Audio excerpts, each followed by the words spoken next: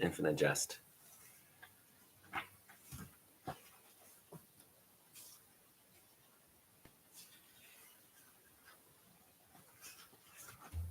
Year of Glad.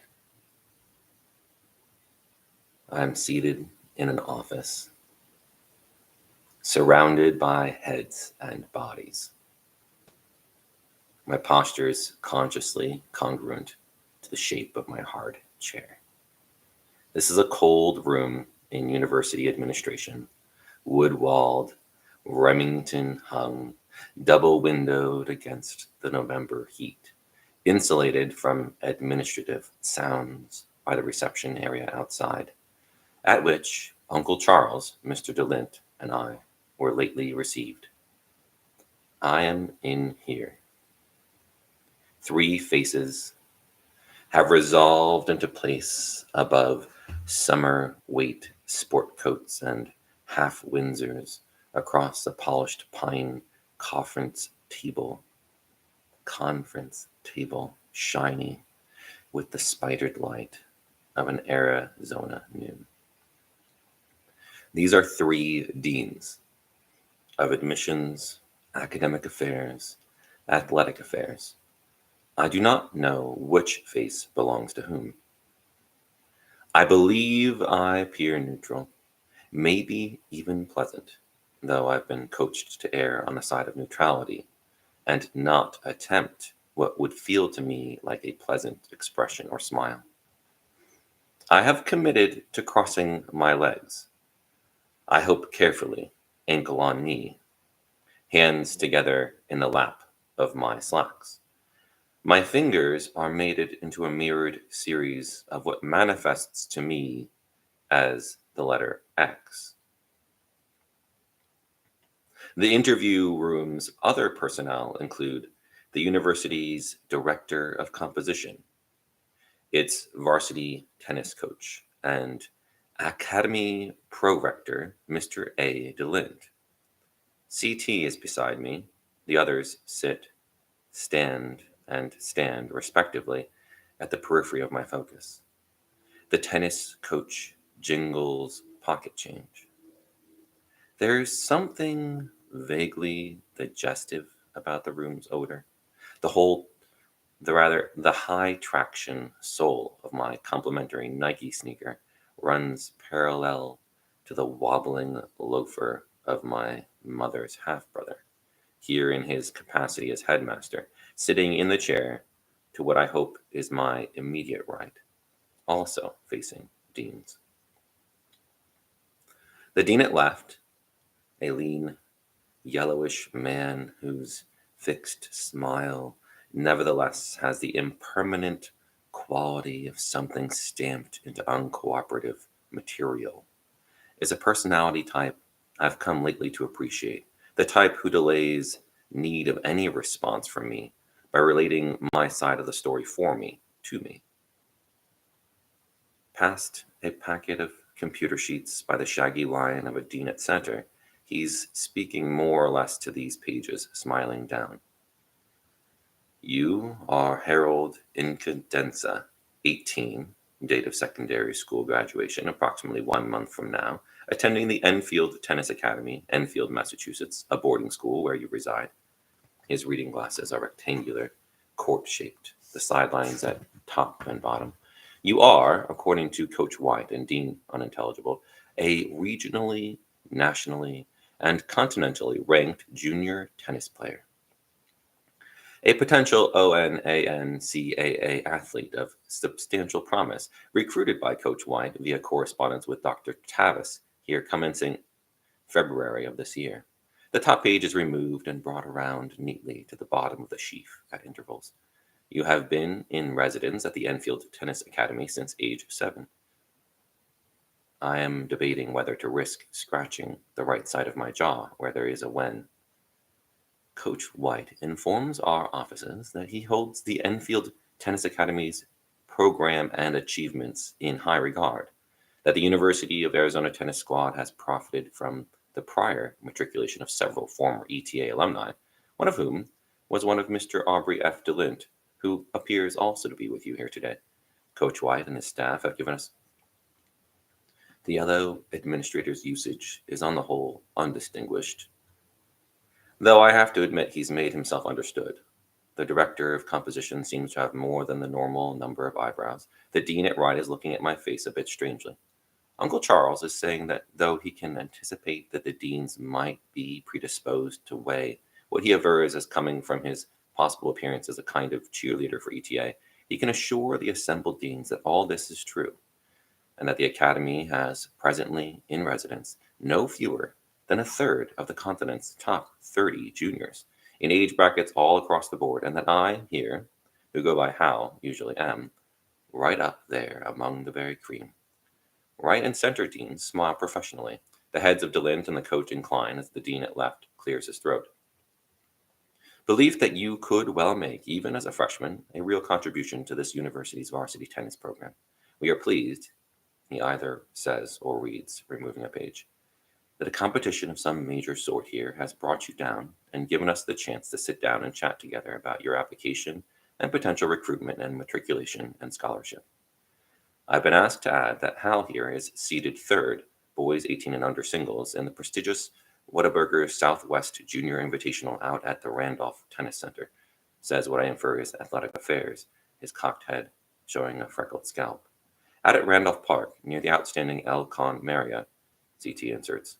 A venue the whole contingent's been vocal about finding absolutely top hole thus far, which, just so, Chuck, and that, according to Chuck here, Hal has already justified his seed. He's reached the semifinals as of this morning's apparently impressive win, and that he'll be playing out at the center again tomorrow against the winner of a quarterfinal game tonight. And so we'll be playing tomorrow at, I believe, scheduled for 8:30. Try to get underway before the god-awful heat out there, though of course a dry heat, and has apparently already qualified for this winter's Continental Indoors up in Edmonton. Kirk tells me, cocking further to look up and left at the varsity coach, whose smile's teeth are radiant against the violent sunburn. Which is something indeed, he smiles, looking at me. Did we get all that right, Hal? CT has crossed his arms casually, their triceps flashes webbed with mottle in the air-conditioned sunlight. You sure did, Bill, he smiles. The two halves of his mustache never quite match. And let me say, if I may, that Hal's excited to be invited for the third year running to the Invitational again, to be back here in a community he has real affection for, to visit with your alumni and coaching staff, to have already justified his high seed in this week's not unstiff competition, to, as they say, still be in it. So, to, as they say, still be in it without the fat woman in the Viking hat having sung, so to speak. But of course, most of all, to have a chance to meet you gentlemen and have a look at the facilities here. Everything here is absolutely top slot from what we've seen, from what he's seen. There's a silence. DeLint shifts his back against the room's paneling and recenters his weight. My uncle beams and straightens a straight watch band. 62.5% of the room's faces are directed my way, pleasantly expectant. My chest bumps like a dryer with shoes in it. I compose what I project will be seen as a smile. I turn this way and that, slightly, sort of directing the expression to everyone in the room. There is a new silence. The yellow dean's eyebrows go circumflex. The two other deans look to the director of composition. The tennis coach has moved to stand at the broad window, feeling at the back of his crew cut. Uncle Charles strokes the form above his watch. Sharp, curved palm shadows move slightly over the pine table's shine, the one head's shadow a black moon. Is Hal all right, Chuck? Athletic Affairs asks. Hal just seemed to, grimace. Is he in pain? Are you in pain, son? Hal's right as rain, smiles my uncle, soothing the air with a casual hand. Just a bit of a, let's call it, maybe a facial tic, slightly, at all the adrenaline of being here on your impressive campus, justifying his seed so far without dropping a set, receiving the official written offer of not only waivers but a living allowance from Coach White here on Pac-10 letterhead, being ready in all probability to sign a national letter of intent right here and now in this very day. He's indicated to me. CT looks to me, his look horribly mild. I do the safe thing, relaxing every muscle in my face, emptying out all expression. I stare carefully into the Kekulean knot of the middle dean's necktie.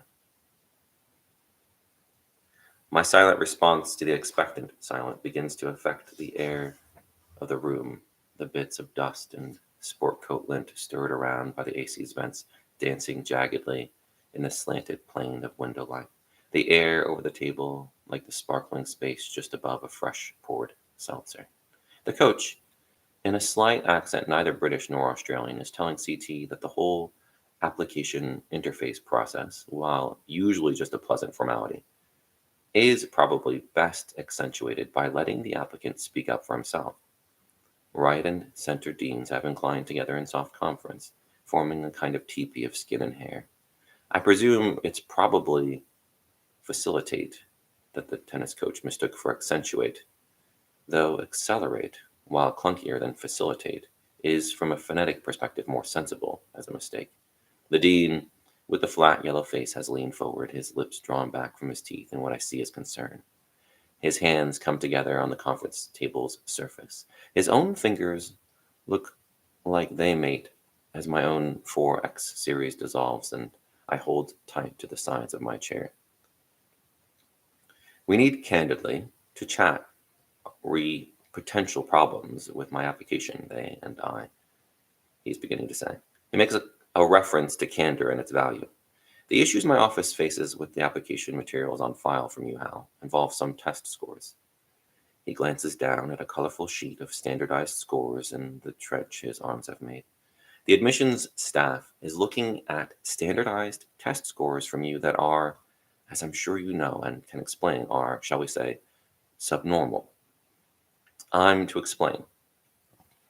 It's clear that this really pretty, sincere yellow dean at left is admissions. And surely the little aviarian figure at right is athletics then, because the facial creases of the shaggy middle dean are now pursed in a kind of distanced affront. And I'm eating something that makes me really appreciate the presence of whatever I'm drinking along with it. Look, that spells professionally academic reservations, and uncomplicated loyalty to standards then at center. My uncle looks to athletics as if puzzled. He shifts slightly in his chair. The incongruity between admissions hand and face color is almost wild. Verbal scores that are just quite a bit closer to zero than we're comfortable with, as against a secondary school transcript from the institution where both your mother and her brother are administrators, reading directly out of the sheaf inside his arms' ellipse, that this past year, yes, has fallen off a bit, but by the word I mean fallen off to outstanding from 3 previous years of frankly incredible, off the charts. Most institutions do not even have grades of A with multiple pluses after it, says the director of composition, his expression impossible to interpret. This kind of, how shall I put it, incongruity, admissions says, his expression frank and concerned, I've got to tell you sends up a red flag of potential concern during the admissions process. We thus invite you to explain the appearance of incongruity, if not outright shenanigans.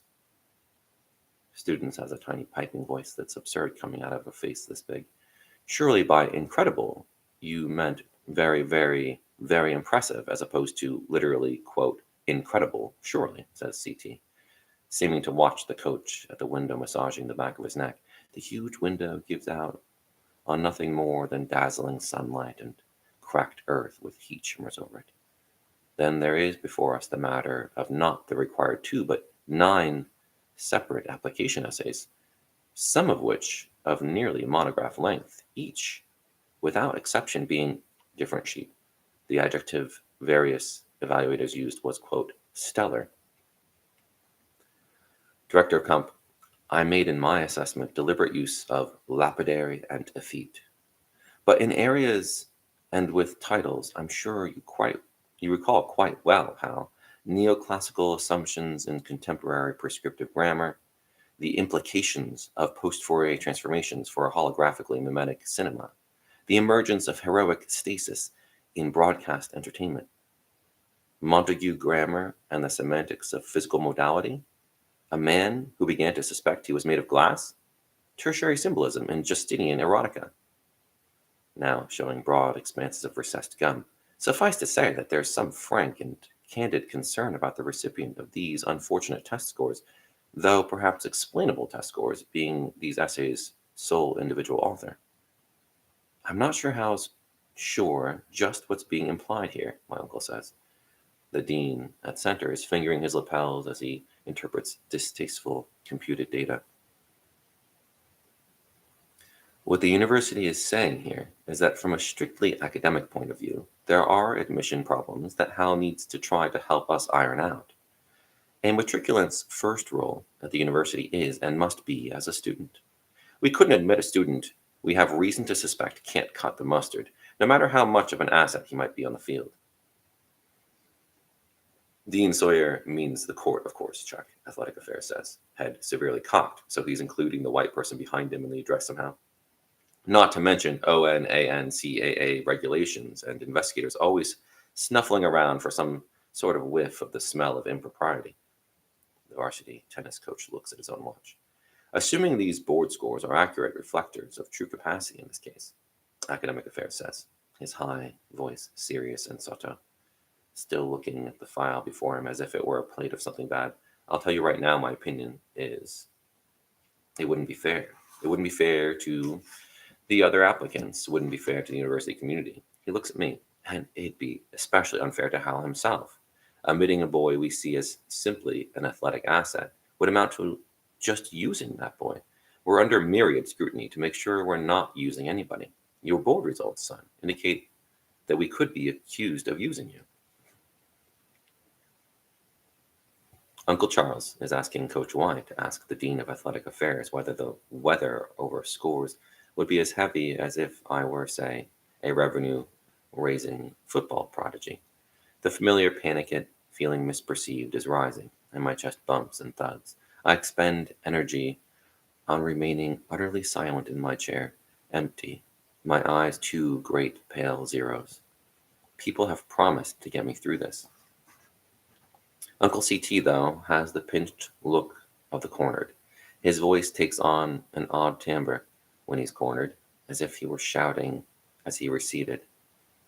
Hal's grades at ETA, which is, I should stress, an academy, not simply a camp or factory, accredited by both the Commonwealth of Massachusetts and the North American Sports Academy Association. It's focused on the total needs of the player and student, founded by a towering intellectual figure whom I hardly need name here, and based by him on the rigorous Oxbridge Quadrivium Trivium curricular model. A school fully staffed and equipped by a fully certified staff should show that my nephew here can cut just about any Pac-10 mustard that needs cutting, and that DeLint is moving toward the tennis coach, who is shaking his head. Would be able to see a distinct flavor of minor sport prejudice about this whole thing, CT says, crossing and recrossing his legs as I listen, composed and staring. The room's carbonated silence is now hostile. I think it's time to let the actual applicant himself speak out on his own behalf, Academic Affairs says very quietly. This seems somehow impossible with you here, sir. Athletics smiles tiredly under a hand that massages the bridge of his nose. Maybe you'd excuse us for a moment and wait outside, Jack. Coach White could accompany Mr. Chavis and his associate out to reception, the yellow dean says, smiling into my unfocused eyes. Led to believe this had all been ironed out in advance from the CT is saying as he and DeLint are shown to the door. The tennis coach extends a hypertrophied arm. Athletic says, we're all friends and colleagues here. This is not working out. It strikes me that exit signs would look to a native speaker of Latin like red lit signs that say he leaves. I would yield to the urge to bolt for the door ahead of them if I could know that bolting for the door is what the men in this room would see. DeLint is murmuring something to the tennis coach. Sounds of keyboards, phone consoles as the door is briefly opened then firmly shut. I'm alone among administrative heads. Offense intended to anyone, Athletic Affairs is saying, his sport coat tan and his necktie insigniated in tiny print, beyond just physical abilities out there in play, which, believe me, we respect, believe me. Question about it, wouldn't be anxious to chat with you directly, see? that we've known in processing several prior applications through Coach White's office that the Enfield School is operated, however impressively, by close relations of first-year brother who I can still remember the way White's predecessor, Mari Klemkin, wooed that kid, so the grades objectivity can be all too easily called into question. By whomsoever calling NAAUP ill-willed Pac-10 programs ONANCAA. The essays are old ones, yes, but they are mine, de moi. But they are, yes, old, not quite on the application's instructed subject of most meaningful educational experience ever. If I'd done you one from the last year, it would look to you like some sort of infant's random stabs on a keyboard, and to you who use whomsoever as a subject. And in this new, smaller company, the director of composition seems abruptly to have emerged as both the alpha of the pack here and way more effeminate than he'd seemed at first, standing hip-shot with a hand on his waist, walking with a roll to his shoulders, jingling change as he pulls up his pants as he slides into the chair still warm from CT's bottom, crossing his legs in a way that inclines him well into my personal space, so that I can see multiple eyebrow ticks and capillary webs in the oysters below his eyes and smell fabric softener and the remains of a breath mint turned sour.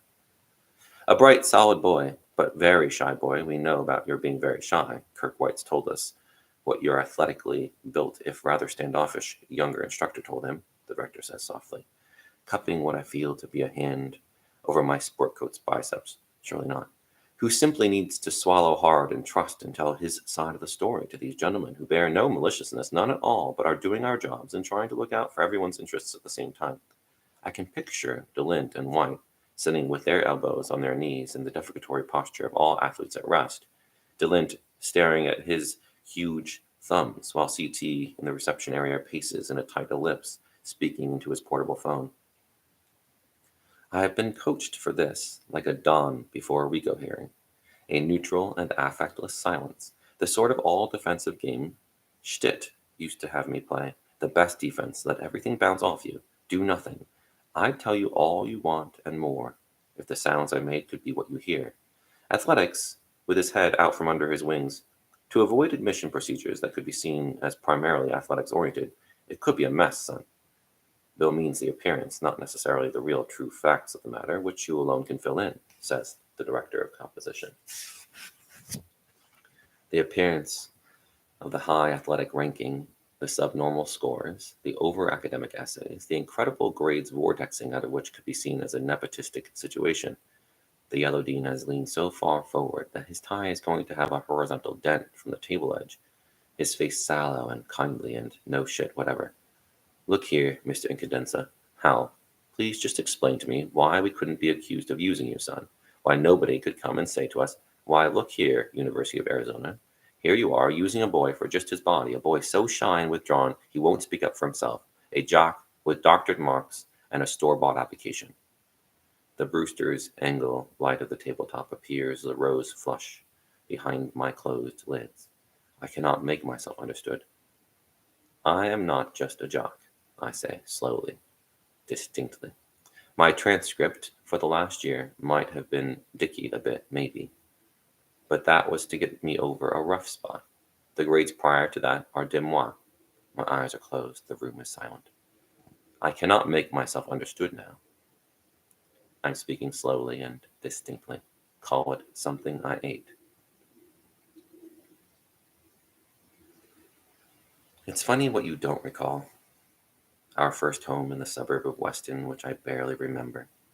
My eldest brother Orrin says he can remember being in the home's backyard with our mother in the early spring, helping the moms till some sort of garden out of the cold yard, March or early April. The garden's area was a rough rectangle laid out with popsicle sticks and twine.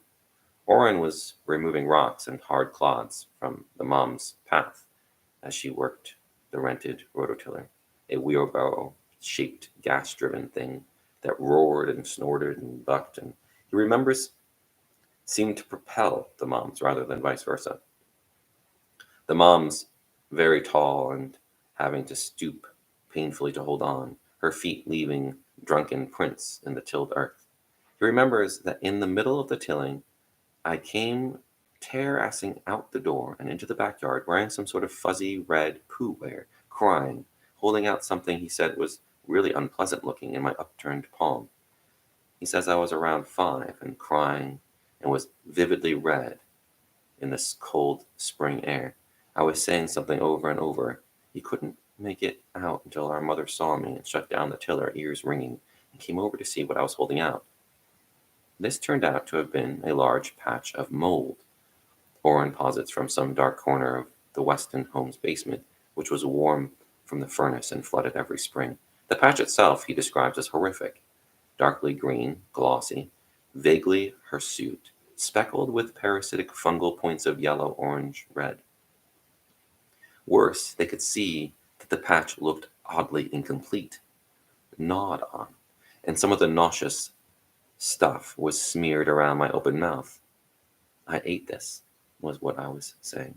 I held the patch out to the moms who had her contacts out for the dirty work, and at first, bending way down, she saw only her crying child hand out, proffering, and in that most maternal reflexes, she, who feared and loathed more than anything spoilage and filth, reached to take whatever her baby held out, as in how many used heavy Kleenex, spit back candy as wads of chewed out gum, in how many theaters, airports, back seats, tournament lounges.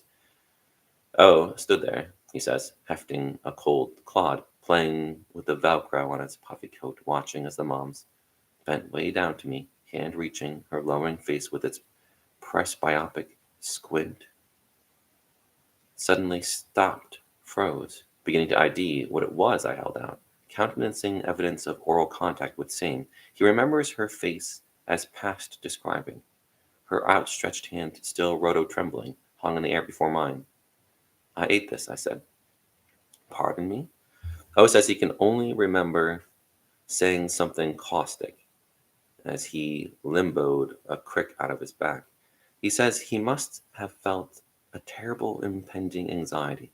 The moms refused ever even to go into the damp basement. I had stopped crying, he remembers, and simply stood there, the size and shape of a hydrant, in red PJs with attached feet, holding out the mold, seriously, like the report of some kind of audit. O says his memory diverges at this point, probably as a result of anxiety. In his first memory, the mom's path around the yard is a broad circle of hysteria. God, she calls out. Help, my son ate this, she yells in Orrin's second and more fleshed out recollection, yelling it over and over, holding the speckled patch aloft in a pincer of fingers, running around and around the garden's rectangle while O gaped at his first real sight of adult hysteria. Suburban neighbors' heads appeared in windows and over the fences looking. O remembers me tripping over the garden's laid-out twine, getting up dirty, crying, trying to follow. God, help! My son ate this, help! She kept yelling, running a tight pattern just inside the square of string. And my brother Orrin remembers noting how even in hysterical trauma, her flight lines were plumb, her footprints Native American straight, her turns inside the ideogram of string, crisp and martial, crying, my son ate this, help! And lapping me twice before the memory recedes. My application's not bought, I'm telling them, calling into the darkness of the red cave that opens out before closed eyes. I am not just a boy who plays tennis. I have an intricate history, experiences, and feelings. I'm complex. I read, I say. I study and read. I bet I've read everything you've read. Don't think I haven't. I consume libraries. I wear out spines and ROM drives. I do things like get in a taxi and say, the library, and step on it. My instincts concerning syntax and mechanics are better than your own, I can tell with due respect. But it transcends the mechanics. I'm not a machine. I feel and believe. I have opinions. Some of them are interesting. I could, if you'd let me, talk and talk. Let's talk about anything. I believe the influence of Kierkegaard on Camus is underestimated. I believe Denis Gabor may very well have been the Antichrist. I believe Hobbes is just Rousseau in a dark mirror. I believe, with Hegel, that transcendence is absorption. I could interface you guys right under the table, I say. I'm not just a creatus, manufactured, conditioned, bred for a function. I open my eyes. Please don't think I don't care. I look out. Directed my way is horror. I rise from the chair. I see jowls sagging. Eyebrows high on trembling foreheads, cheeks bright white. The chair recedes below me. Sweet Mother of Christ, the director says. I'm fine, I tell them, standing. From the yellow dean's expression, there's a brutal wind blowing from my direction. Academic's face has gone instantly old. 8 eyes have become blank discs that stare at whatever they see. Good God, whispers Athletics. Please don't worry, I say. I can explain. I soothe the air with a casual hand. Both my arms are pinioned from behind by the director of comp, who wrestles me roughly down. On me with all his weight, I taste floor. What's wrong? I say, nothing is wrong. It's all right. I'm here, the director is calling into my ear. Get help, cries the dean. My forehead is pressed into parquet. I never knew it could be so cold. I am arrested. I try to be perceived as limp and pliable. My face is mashed flat. Comp's weight makes it hard to breathe.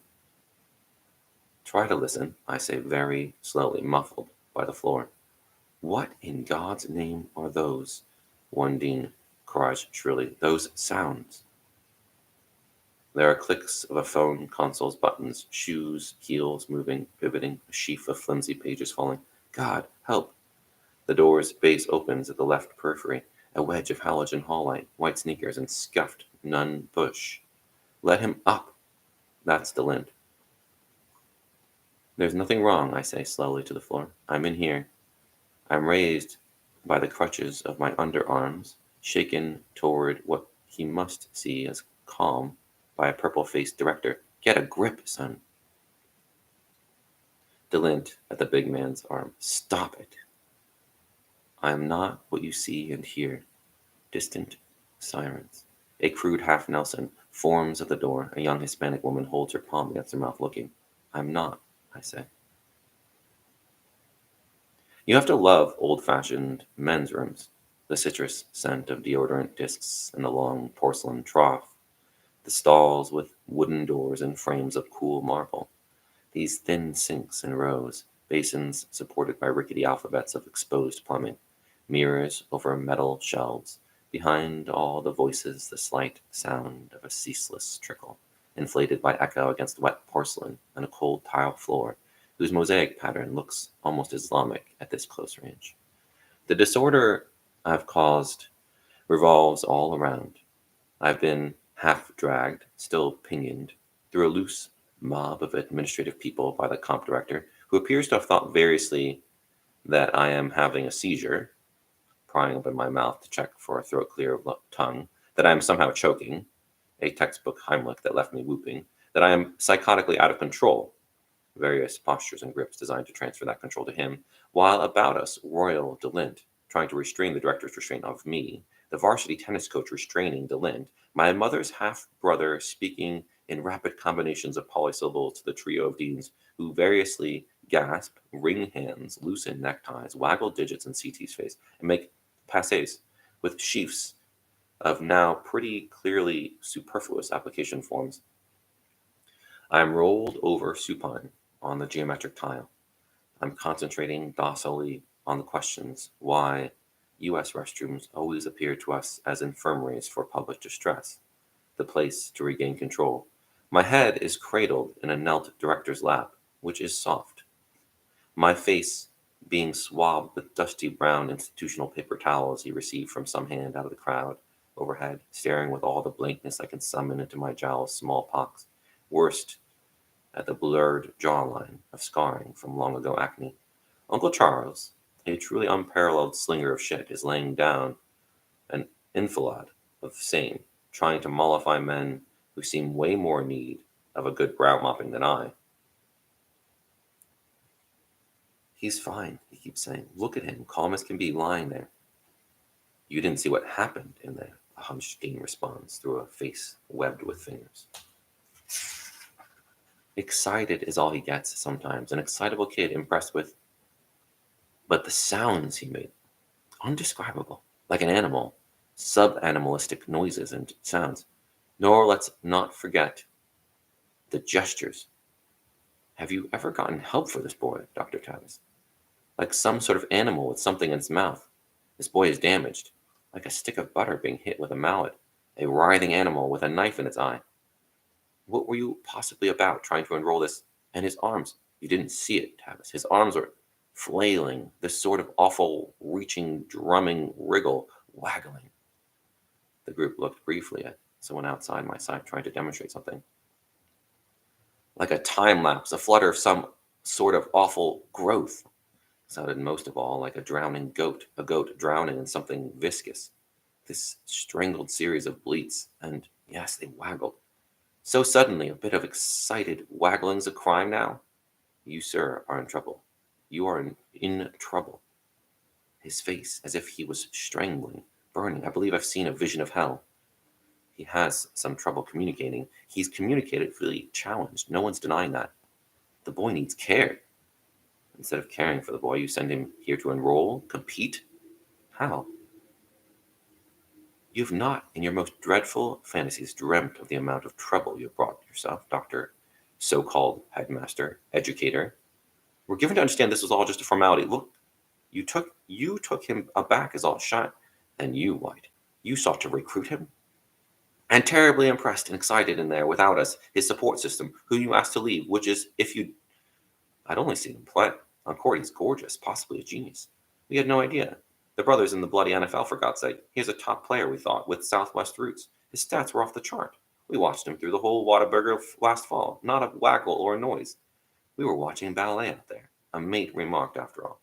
Damn right you were watching ballet out there, White. This boy is a balletic athlete, a player.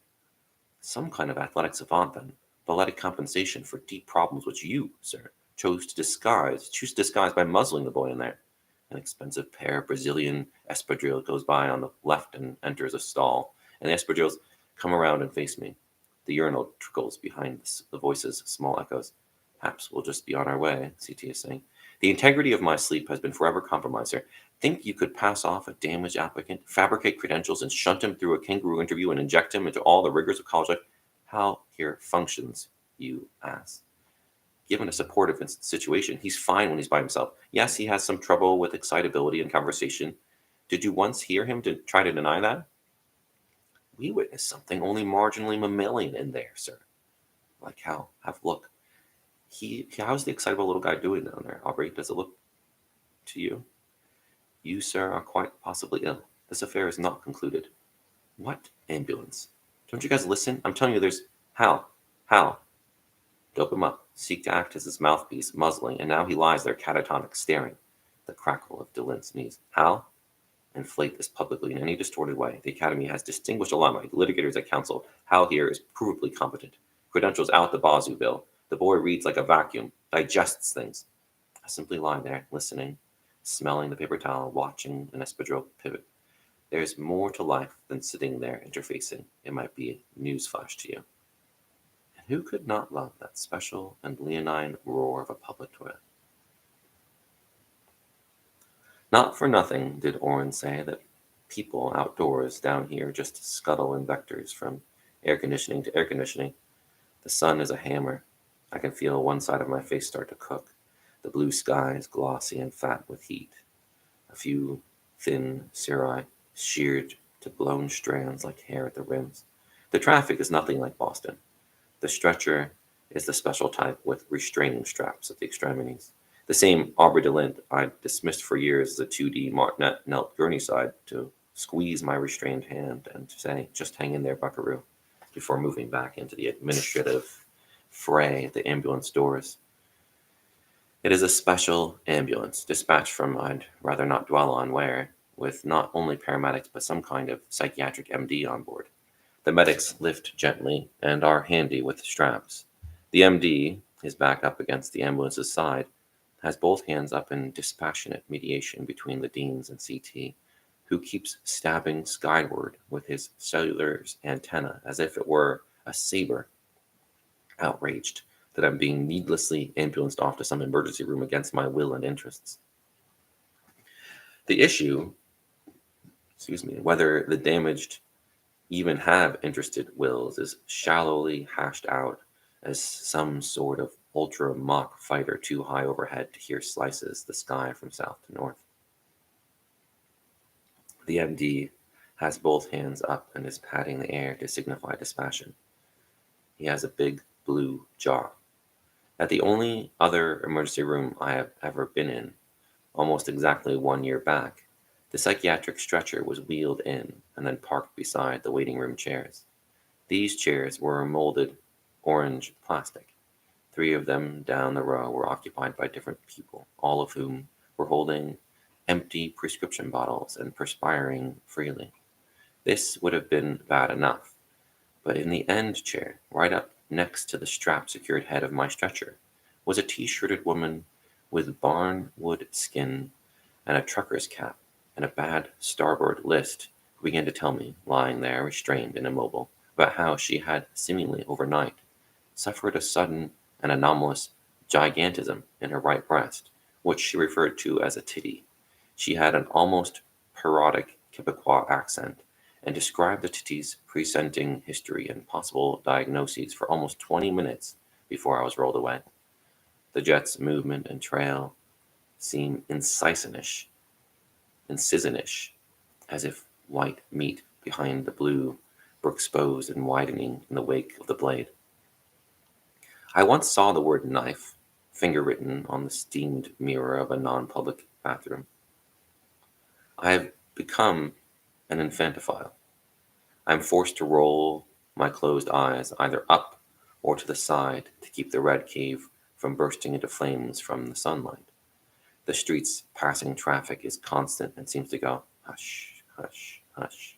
The sun, if your fluttering eye catches it, even slightly gives you the blue and red floaters a flashbulb gives you. Why not? Why not? Why not, then, if the best reasoning you can contrive is why not? CT's voice receding with outrage. Only the gallant stabs of his antenna are now visible, just inside my sight's right frame. I will be conveyed to an emergency room of some kind, where I will be detained as long as I do not respond to questions, and then, when I do respond to questions, I will be sedated. So it will be inversion of standard travel, the ambulance and ER. I'll make the journey first, then depart. I think very briefly of the late Cosgrove Watt. I think of the hypophalangeal grief therapist. I think of the moms, alphabetizing cans of soup in the cabinet over the microwave, of himself's umbrella hung by its handle from the edge of the mail table just inside the headmaster's house's foyer. The bad ankle hasn't ached once this whole year. I think of John N. R. Wayne, who would have won this year's Whataburger, standing watch in a mask as Donald Gately and I dig up my father's head. There's very little doubt that Wayne would have won, and Venus Williams owns a ranch outside Green Valley. She may well attend the 18s boys and girls finals. I'll be out in plenty of time for tomorrow's semi. I trust Uncle Charles. Tonight's winner is almost sure to be Dimphna, 16, but with a birthday 2 weeks under the 15 April deadline. And Dimphna will still be tired tomorrow at 8:30, while I, sedated, will have slept like a graven image. I have never before faced Dimphna in tournament play, nor played with the sonic balls the blind require, but I watched him barely dispatch Petropolis Khan in the round of 16, and I know he's mine. It will start in the ER at the intake desk if CT is late and following the ambulance, or in the green-tiled room after the room with the invasive digital machines, or, given this special MD-supplied ambulance, maybe on the ride itself, some blue-jawed MD scrubbed to an antiseptic glow with his name sewn in cursive on his white coat's breast pocket and a quality desk-set pen, wanting gurney-side Q&A, etiology, and diagnosis by Socratic method, ordered and point by point. There are, by the OED 6's account, 19 non-archaic synonyms for unresponsive, of which 9 are Latinate and 4 Saxonic. We'll play either Stice or Polyp in Sunday's final. Maybe in front of Venus Williams. It will be someone blue-collar and unlicensed, though, inevitably, a nurse's aide with quick-bit nails, a hospital security guy, a tired Cuban orderly, who addresses me as "je," who will, looking down in the middle of some kind of bustled task, catch what he sees as my eye and ask, "So yo then, man, what's your story?"